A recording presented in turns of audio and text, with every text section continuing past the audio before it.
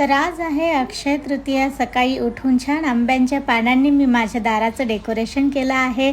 छान चौकटीची पूजा करून छान रांगोळी काढून घेतली आहे. सो रांगोळीमध्ये जे कमळं वापरले आहेत ते मी ऑनलाईन विधी सारी ज्वेलरी या पेजवरनं ऑर्डर केले आहेत. सो चौकटीची पूजा झाल्यानंतर आम्ही गेलो बाहेर नाश्ता करण्यासाठी. सो नाश्ता केल्यानंतर आज अक्षय तृतीया असल्यामुळे काहीतरी घेतलं गेलं पाहिजे, शुभ असतं.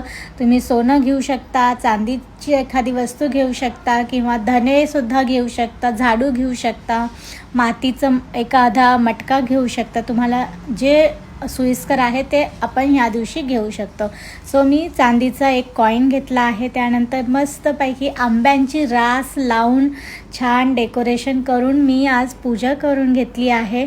आजच्या दिवशी मला मस्त कमळाचं फूलसुद्धा भेटलं.